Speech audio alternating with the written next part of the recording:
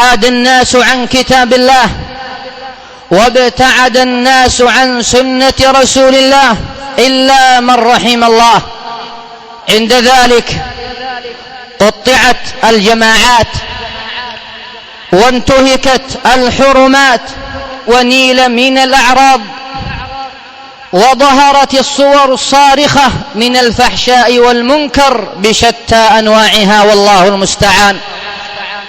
هم وقلق وصور صارخة من الفرقة والاختلاف وبعد عن الدين. عند ذلك استضعف المسلمون وضعف إيمانهم وتبجح المجرمون وكثر أتباعهم، وبذلك السبب قست منا القلوب وتحجرت منا العيون وهجر كتاب علام الغيوب. أيها المسلمون عباد الله، يقول يوسف ابن أسباط: خلق الله عز وجل القلوب مساكن للذكر فصارت مساكن للشهوات، ولا يمحو الشهوات إلا خوف مزعج أو شوق مقلق، ولا يمحو الشهوات إلا خوف مزعج أو شوق مقلق. تغيرت القلوب وامتلأت بالشهوات وأخلدت إلى الملذات، فلم يجد سبيل الآخرة في القلب مسلكا ولا منفذا إلا مزاحما بالغفلة وإلى الله المشتكى. أيها المسلمون عباد الله، فكان لزاما علينا أن نذكر أنفسنا وأن ننهاها عن غيها وأن نرفع عنها غفلتها.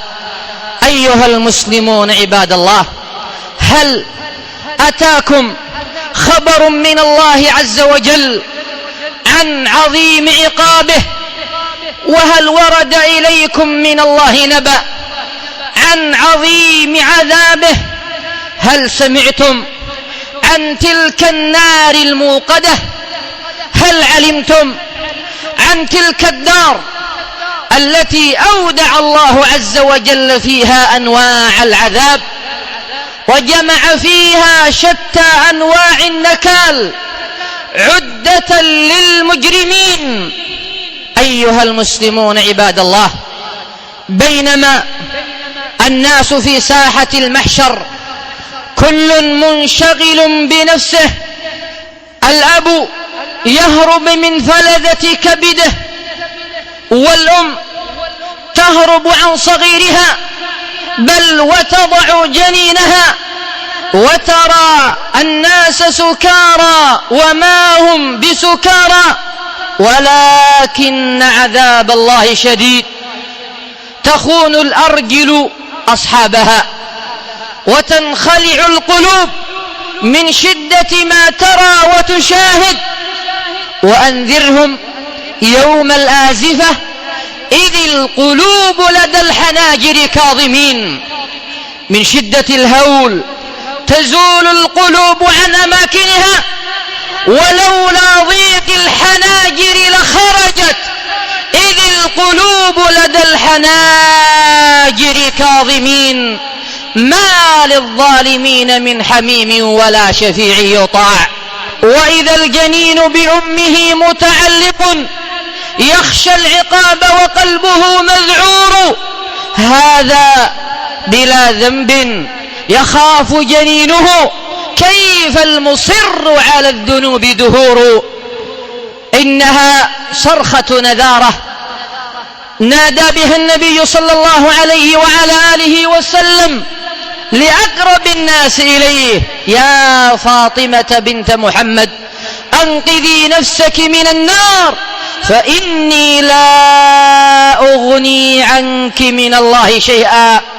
نذارة لي ولك يا عبد الله، نذارة من سخط الجبار، نذارة من نقمة الواحد القهار، نذارة من الطرد من رحمة رحمة العزيز الغفار نذاره يوم أن تقف بين يديه ويوم أن تعرض عليه وحيدا فريدا ضريدا شريدا، ليس لك من الله من عاصم وليس لك سواه راحم. يوم أن تقف بين يدي الله مسلوبا من كل نسب، محروما من كل نصرة، وحيدا بين يديه تنظر وتقلب البصر فلا تجد إلا ذلك العمل.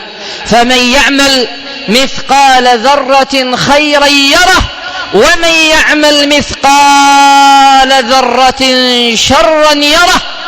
نذاره يوم أن تعرض على النار فتشاهد لهيبها وتنظر إلى كلابيبها وتتأمل في أغلالها وتشاهد سلاسلها وأنكالها، فلا تدري هل أنت ذلك الناجي الفائز من عذاب الله تبارك وتعالى، فيا سعادة الأبد، أم أنك ذلك الواقع في تلك الدركات والظلمات. فيا حرقة القلب، فيا حرقة القلب ويا تعاسة الجسد، وإن منكم إلا واردها كان على ربك حتما مقضيا ثم ننجي الذين اتقوا ونذر الظالمين فيها جثيا.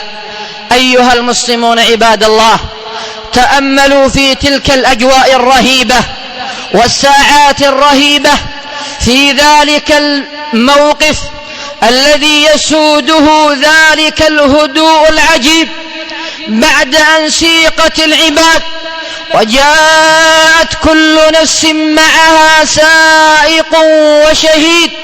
لقد كنت في غفلة من هذا فكشفنا عنك غطاءك فبصرك اليوم حديد.